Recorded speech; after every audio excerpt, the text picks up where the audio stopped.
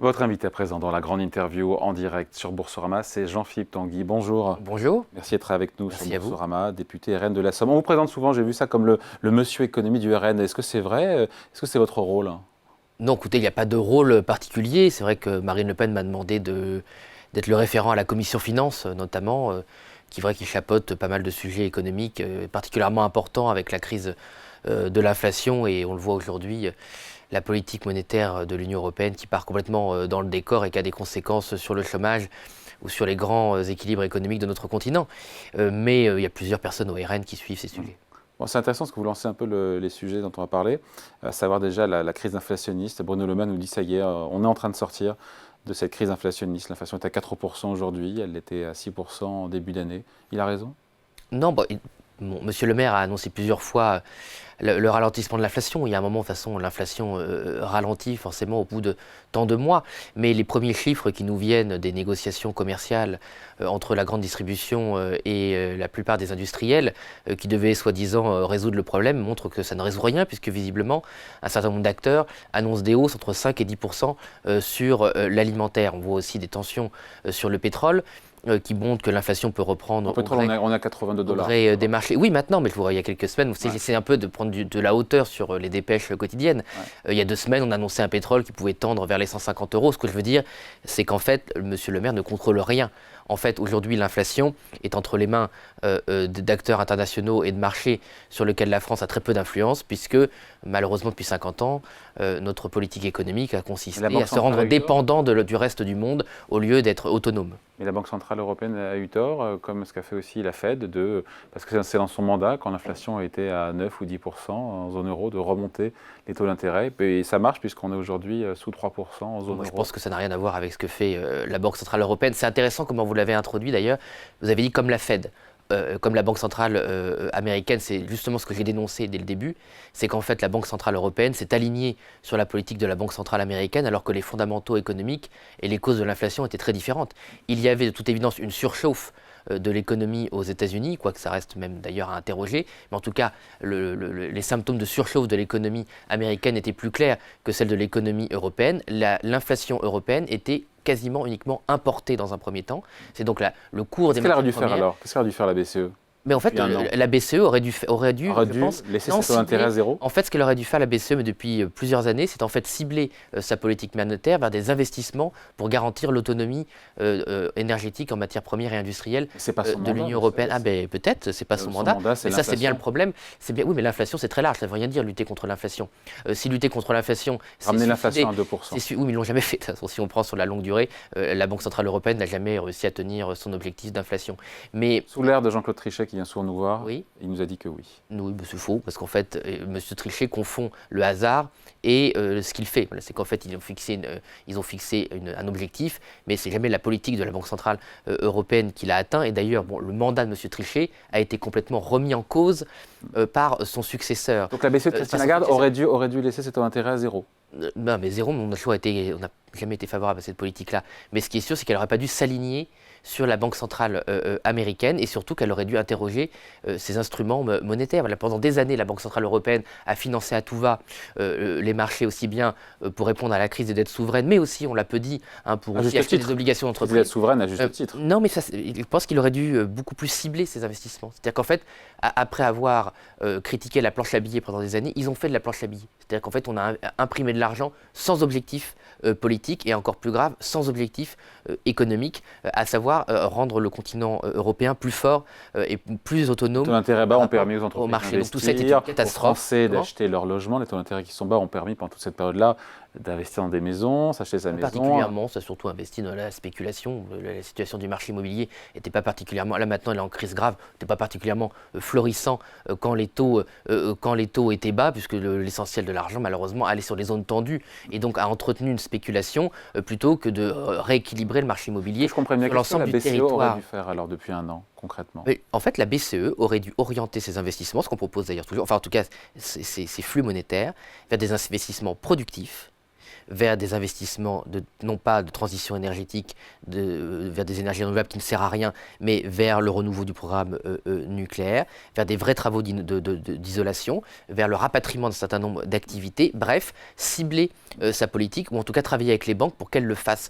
Or, il n'y a pas par exemple de coordination entre la politique de la Banque Centrale Européenne et ce que font les banques européennes de cet argent. Et donc on se retrouve dans une situation assez dramatique où après 10 ans de politique monétaire extrêmement favorable, pour ne pas dire laxiste, nous n'avons rien financé d'utile. Donc c'est ça le bilan. Vous savez, on peut interroger beaucoup de choses, sur... J'ai écouté votre interview autour de Total, mais on ne peut pas faire confiance au marché pour financer les grandes transitions. Le marché s'intéresse à ce qui rapporte à court terme, il est incapable de s'intéresser au long terme. Donc ça aurait dû être le rôle de la Banque centrale de travailler avec les banques pour faire de la prospective économique, voir ce qu'on pouvait rapatrier, ce qu'on pouvait pas rapatrier, et ne pas être... Non, je pense que c'est possible de le faire dans le mandat actuel. Il n'y a rien qui empêche la Banque Centrale Européenne de travailler avec les banques pour savoir où va cet argent, justement pour lutter contre l'inflation. Parce que si votre mandat c'est l'inflation et vous imprimez de l'argent à tire-larigot qui va n'importe où, n'importe quoi, vous ne luttez pas contre l'inflation. L'inflation, vous préparez une crise d'hyperinflation, et je pense qu'on n'a pas forcément encore vu le pire des dégâts qui pourraient arriver. Vous savez de combien la hausse des taux de la BCE va amputer notre croissance l'an prochain? Écoutez, j'ai cru voir 0,4. C'est 0,9, c'est 0,4 cette année, 0,9, c'est un point. C'est vrai que j'ai pas vu l'année prochaine, mais cette année c'était 0,4. 0,4 et 0,9. Je vous ferai, j'avais pas le deuxième chiffre, mais je vous ferai remarquer que le Rassemblement national, qu'on est toujours taxé de rien comprendre en économie, est le seul mouvement qui avait annoncer le fait que la politique de la Banque Centrale Européenne allait affaiblir notre économie. Et quand on lit le dernier discours, en anglais certes, de Mme Lagarde sur la politique européenne, elle reconnaît que sa politique a affaibli, je cite, je traduis, a affaibli l'économie européenne. Donc ils ont sciemment affaibli l'économie européenne, alors que, je le redis, la cause de l'inflation n'était pas la surchauffe de l'économie européenne, oui, tout le monde le dit en plus, l'importation de la hausse des prix de l'énergie, mais l'importation de spéculation à l'étranger. Est-ce que cette politique a permis d'atténuer la spéculation sur les marchés, sur les matières premières ou d'autres? Non, on voit sur le cacao, ça reprend. Sur le sucre, c'est complètement grotesque puisque l'Union européenne a affaibli sa production de sucre et maintenant pleurniche sur le fait qu'on est dépendant des marchés internationaux du sucre. Donc on voit bien que la Commission européenne, d'une part, travaille n'importe comment, que les gouvernements n'ont aucune vision, et M. Le Maire qui passe sa vie à courir derrière la grande distribution et les grands industriels pour quémander des baisses de prix est complètement ridicule. Son rôle, ce n'est pas de quémander des gestes, c'est d'assurer que la France est le plus autonome possible sur les matières premières, et malheureusement, il n'a rien fait. Jean-Philippe Tanguy, sur le budget 2024, 1,4% de croissance attendue par le gouvernement, 2,6% d'inflation, 4,4% de déficit public pour l'année prochaine. Tout ça, ça peut être atteint, ou vous n'y croyez pas? Il n'y a pas de raison, moi je ne souhaite pas le malheur de mon pays, donc si M. Le Maire pense qu'il peut l'atteindre et qu'il l'atteint, tant mieux. Le consensus des économistes, des institutions est plus pessimiste que M. Le Maire. Moi, je ne prétends pas savoir ce que j'ignore, on verra bien. Ce qui m'inquiète, ce n'est pas la prévision de croissance, ce qui m'inquiète, c'est l'absence de maîtrise des dépenses publiques. Il n'y a pas aujourd'hui l'essentiel des économies qui ont soi-disant été faites cette année sur le budget. Le fait de débrancher exactement les aides, les boucliers tarifaires. Exactement. Ils ont annulé des aides exceptionnelles qui, par définition, devaient être annulées de toute façon. Donc en fait, la réalité, c'est qu'une fois que vous enlevez ça, ils n'ont fait aucune économie. Et je pense que l'année prochaine sera très dure. Alors qu'on ralentit, alors que la croissance est quasiment zéro en spontané, est-ce que c'est maintenant qu'il faut couper dans les dépenses publiques? Ça dépend, on n'est pas contre-temps quand on fait ça? Ça dépend où va la dépense publique. Il ne faut pas être binaire, je pense que vous ne l'êtes pas d'ailleurs dans vos analyses de la dépense publique. Il y a de la bonne dépense publique, il y a de la mauvaise dépense publique. Aujourd'hui, les dépenses d'investissement sont quand même historiquement faibles et on est noyé sous les dépenses de fonctionnement. Et le gouvernement ne lutte pas en fait contre la dérive structurelle des dépenses publiques françaises. Moi, j'ai identifié quelques dans les missions qu'on voit au budget. D'ailleurs, c'est dommage, on ne passe pas assez de temps en fait, sur ce travail critique qui permettrait de faire un grand ménage dans les dépenses. On ne peut jamais toucher à rien. Dès qu'on pointe une dépense inutile ou qui pourrait être réformée, par exemple, j'ai découvert qu'on payait 1 milliard de crédits carbone, que le contribuable payait 1 milliard de crédits carbone à la place d'un certain nombre d'industries polluantes françaises. Donc en fait, l'Union européenne met en place des crédits carbone pour décarboner l'industrie, et c'est l'État qui les paie à la place des industries. Donc ça ne sert strictement à rien. Donc soit on supprime les crédits carbone parce qu'on considère qu'en fait les entreprises ne les paient pas, soit les entreprises doivent les payer. Mais si vous voulez créer un dispositif de pénalité en l'occurrence 1 milliard d'euros, que les entreprises n'assument pas et transfèrent aux contribuables, on est dans l'usine à gaz technocratique la plus absurde possible, et il y a beaucoup d'exemples là-dessus. Comment on trouve 12 milliards d'euros d'économies par an dès 2025? Ce que doit faire le gouvernement pour respecter sa trajectoire de finances publiques, pour passer sous les 3% en 2027, vous voulez trouver où les économies? 12 milliards par an, c'est pas rien. La principale source d'économie qui est un tabou en France depuis 50 ans, c'est l'immigration et la politique sociale qui l'accompagne aussi. Il n'y a que ça, il n'y a rien d'autre? Vous me demandez 12 milliards très rapidement, donc je vous dis de toute façon, trouver 12 milliards très rapidement, c'est mettre la priorité nationale et le fait que les étrangers qui ne sont pas au moins depuis 5 ans en situation légale dans notre territoire ne touchent plus les aides sociales. Et là, vous ça faites représente combien, ça? C'est exactement 15 milliards d'euros en tout. Et en plus, évidemment, l'expulsion des clandestins. Maintenant, je vois que notamment les Républicains se sont alignés sur notre programme sur ces enjeux-là, mais il faut l'appliquer. Voilà, aujourd'hui, la dérive des coûts liés à l'immigration est évidemment catastrophique. Ensuite, autre source d'économie majeure, c'est le budget européen. Nous allons entrer en élection européenne. Il y a une dérive des dépenses européennes qui ne sont pas du tout liées à des investissements utiles. C'est d'ailleurs, M. Macron le critique lui-même, la dérive des coûts de fonctionnement de la bureaucratie européenne. Il demande sans cesse des rallonges pour leur masse salariale, pour leur système de retraite qui est complètement dans le décor. Mais comme dès qu'on parle des finances européennes, on est taxé de vouloir sortir de l'Union européenne, enfin n'importe quoi, comme on ne peut pas avoir de débat rationnel sur la construction européenne et ses coûts. Il n'y a plus de débat au RN là-dessus. On reste dans la zone euro. On reste dans la zone euro, et par contre, on le réforme de l'intérieur, en particulier la dérive de ces finances, puisque vous avez cette espèce de machin bruxellois qui est complètement autonome de tout contrôle public et qui dépense de l'argent n'importe comment, aussi bien dans ses coûts administratifs, mais aussi dans le gaspillage, le saupoudrage. Il n'y a aucune rationalité en fait dans la dépense publique. Et en cela, il faut bien redire que les commissaires européens, qui sont souvent inspirés de la haute administration française, sont devenus un peu la caricature de ce qu'on connaît à Bercy. Revenir sous les 3% de déficit public, comme le souhaite le gouvernement d'ici en 2027, c'est souhaitable? C'est une erreur de politique économique? Vous en pensez quoi? Moi, je ne suis pas pour le fétichisme des chiffres, mais ce qui est sûr, c'est que... C'est qu'on est mauvais élèves en ce moment en zone euro. Non, on est mauvais élèves depuis que ces indicateurs ont été fixés. Vous savez très bien que la France n'a jamais respecté les critères de Maastricht, jamais, y compris en période plus favorable de croissance, par exemple sous l'ère Jospin. Ça a dû arriver un tout petit peu. Non, jamais 3%. Seul moment, en tout cas jamais 3% et 60% de dette en même temps. Oui. Mais même, je me souviens, sous Jospin, j'étais jeune, mais je me souviens, il y avait eu un petit peu de surplus financier et au lieu de le mettre en économie, la cagnotte. La cagnotte. Quand on est moins en déficit, au lieu de réduire la dette, on considère qu'il y a encore plus d'argent à dépenser. Donc moi, je ne suis pas dans le fétichisme des chiffres, mais le problème, c'est que c'est du mauvais déficit.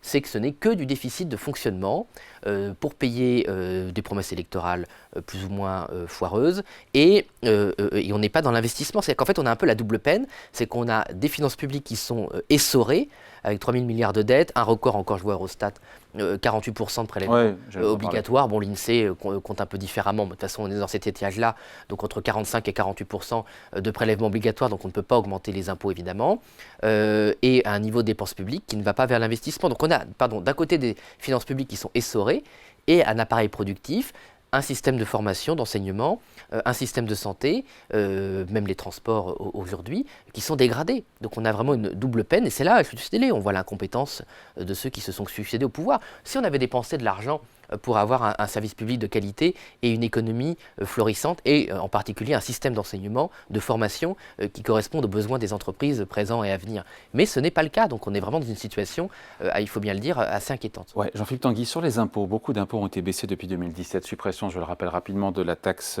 d'habitation, l'ISF, réforme de la fiscalité du capital, baisse de l'impôt sur les sociétés, de l'impôt sur le revenu, des impôts de production. Et pourtant, et vous l'avez dit, Eurostat nous a rappelé hier en fin de journée que la France était championne d'Europe des impôts et des cotisations, 48% des prélèvements obligatoires contre 42% en moyenne en zone euro. Qu'est-ce qui s'est passé? Les impôts n'ont pas été assez baissés, les taxes ont monté, notamment les taxes sur la consommation, sur l'énergie, le tabac, l'alcool, les assurances, c'est ça aussi qui fait? Oui, c'est exactement ça, c'est ce phénomène aussi qu'on avait annoncé, dénoncé, c'est que les baisses d'impôts souvent mal ciblées, malheureusement, ont été compensées par une augmentation dramatique, il y a 2 ans, 30 milliards, encore 30 milliards l'année dernière, par exemple, pour la TVA, sur l'impôt sur la consommation, qui sont les impôts. En même temps, la TVA n'a pas été augmentée, c'est les gens qui consomment plus, voilà. La consommation en volume a baissé. C'est l'inflation, C'est lié à l'inflation. l'inflation qui a augmenté. Mais ça, tout ça a été prévu par Bercy. De toute façon, en fait, moi je me souviens quand je faisais mes études, c'était déjà expliqué comme ça. Bon, c'était un parti pris idéologique. Considérer que la fiscalité indirecte, en particulier la TVA, devait devenir le pilier du financement de l'État. Or, cette fiscalité est injuste. Ça l'est aujourd'hui, quand on voit les chiffres de la TVA. Par exemple, la taxe d'habitation, soi-disant supprimée, enfin elle a été supprimée, mais en fait elle a été compensée par un transfert massif de TVA, de part de TVA. Pareil, soi-disant la redevance de télévision qui a été supprimée a été compensée aussi par une part de TVA. Et donc on voit bien que ces ressources de TVA qui auraient pu être utilisées autrement, hein, par exemple peut-être pour alléger les cotisations, c'était le projet de TVA sociale à la base, je ne suis pas pour, mais quitte à augmenter les recettes de TVA, autant l'utiliser pour alléger les cotisations sur les salaires et donc améliorer le pouvoir d'achat de celles et ceux qui travaillent et qui ont l'impression de... Qu'est-ce que vous baissez, vous, comme impôts et taxes, en premier ? C'est la TVA. Nous, c'est vrai que le pilier de notre vision principale, c'est baisser la TVA, notamment sur les produits de première nécessité, pour lutter contre l'inflation, mais structurellement aussi baisser la TVA sur l'énergie, puisqu'elle est à 20%. 10 à 20 milliards d'euros. C'est ça, absolument. En termes de coût, 12 millions, non, là, c'est 12 à 15 milliards d'euros, effectivement. Ça dépend évidemment. Comment on le finance, toujours pareil, c'est important. C'est certains qu'on avait donnés. Il y a un plan d'économie sur le coût des normes, sur le coût du millefeuille administratif, sur le surencadrement administratif. Là, j'ai encore vu un rapport de la Cour des comptes qui établit que beaucoup d'administrations ne travaillent même pas 35 heures. Donc on voit la ville de Paris où c'est catastrophique. Bon, on voit bien qu'il y a beaucoup en fait de baisse structurelle des dépenses publiques ou d'amélioration des dépenses publiques qui sont en fait liées au fait que l'État n'est pas tenu. Si l'État n'est pas capable, quand même depuis 1997, de faire appliquer la loi sur les 35 heures pour une partie de la fonction publique qui est dans un système clientéliste type mairie de Paris avec Mme Hidalgo, il faut dire qu'elle est honnête, elle s'accorde visiblement autant de vacances quand elle va en Polynésie qu'elle accorde à certains de ses agents. Et donc un transfert de la charge de travail, toujours sur les mêmes. Et vous avez d'un côté des gens qui sont formidables dans le service public et des gens, une minorité qui abusent de ce système. Donc vous voyez bien, en fait, les dépenses ne sont pas tenues. Et on le voit, vous savez, on a eu ce qu'on a appelé les dialogues de Bercy. Donc, on s'y est rendu, M. Le Maire, M. Attal avant et M. Cazenave maintenant, réunissent les forces politiques pour discuter des recettes et des dépenses. Et je vais vous dire, c'est même les Républicains qui l'ont proposé en premier. On demandait qu'on ouvre les comptes et qu'on puisse faire une vraie revue des dépenses et qu'on voit comment structurellement on a pu arriver à une telle dérive. Et bien Bercy se ferme et en fait ils n'ont aucune envie que la représentation nationale vienne se mêler des comptes publics. Et on le voit bien dans le budget. D'ailleurs ce cinéma du 49.3, c'est quoi le problème? C'est qu'en fait le Parlement n'exerce pas son contrôle budgétaire sur la réalité des dépenses. On se pointe, on défend nos petits amendements, on s'invective, mais au fond, j'ai envie de dire, la caravane de Bercy passe, et en fait, le Parlement ne va pas chercher structurellement ce qui se passe dans les dépenses.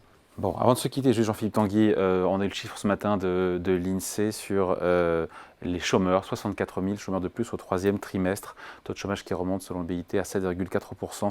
C'est une pause dans la baisse du chômage qui est réelle, ou est-ce que c'est un vrai retournement? Ou est-ce qu'on ne sait pas au final? On n'en sait rien, on va voir. Moi, évidemment, c'est aussi la responsabilité, on en revient à la politique monétaire qui a conduit à la hausse du coût de financement pour les entreprises, à un brouillard autour des projets d'investissement. Mais je vais vous dire, il y a aussi quelque chose de grave, puisqu'on peut parler un peu de sujet de fond aujourd'hui, je vous en remercie, c'est aussi la formation. Nous avons un problème de formation. Et donc, la hausse du chômage est aussi liée à un certain nombre d'entreprises qui ne trouvent pas les personnes idoines pour leur poste, qui n'ont pas aussi la capacité d'investir dans un certain nombre de projets productifs ou de recherche, parce qu'ils savent qu'ils ne vont pas trouver les personnes et qu'ils vont ailleurs. Et enfin, un des problèmes que nous avons, c'est que cette politique de baisse du chômage par le gouvernement était aussi très subventionnée, notamment la politique d'apprentissage, qui ne ciblait pas les bonnes personnes. Maintenant, tout le monde qui a quand même porté ses fruits. Oui, c'est sûr que si vous proposez aux entreprises de recruter des gens d'HEC ou de l'ESSEC pour 0 € et que l'État prend en charge alors que ce sont des profils qui n'ont pas besoin d'aide, oui, vous allez créer... Il y a un effet d'aubaine. Il y a un effet d'aubaine. Maintenant, tout le monde le reconnaît, mais une fois de plus, on a prêché dans le désert. L'apprentissage aurait dû bénéficier aux métiers manuels, aux métiers industriels où on a besoin de beaucoup de monde. Et malheureusement, la hausse de ces contrats a concerné des secteurs qui n'auraient pas eu besoin, non pas du modèle d'apprentissage qui peut être aussi utile, mais d'aide publique sur cet apprentissage. Les 8 000 €, c'est ça Oui, enfin c'est considérable. Ils vont être rabotés? Non, ils ne seront pas rabotés au final. On ne comprend pas très bien ce qu'ils veulent faire. Je pense qu'en fait, au final, je pense que tout le monde en fait est d'accord sur le fait que ça n'a pas ciblé les bonnes personnes, mais qu'ils ont peur d'aggraver, si je puis dire, les chiffres du chômage. Et en tout cas, on est très loin du plein emploi parce qu'il y avait quand même aussi une grosse opération de propagande quand vous avez le gouvernement qui explique que le plein emploi c'est 6% de chômage, alors que dans les démocraties normales c'est 2 à 3%, il fait quand même aussi... Nous on vient de plus haut aussi, il faut dire que... Ça n'a rien à voir. Ça n'a rien à voir. Le fait qu'on parte de très loin ne veut pas dire que le plein emploi il n'est pas à 5 ou 6% de chômage. Merci beaucoup en tout cas. Merci pour cet à vous. entretien. Jean-Philippe Tanguy, donc député RN de la Somme, invité de la grande interview en direct sur Boursorama, à retrouver à 14h en replay. Merci. Merci à vous, bonne journée.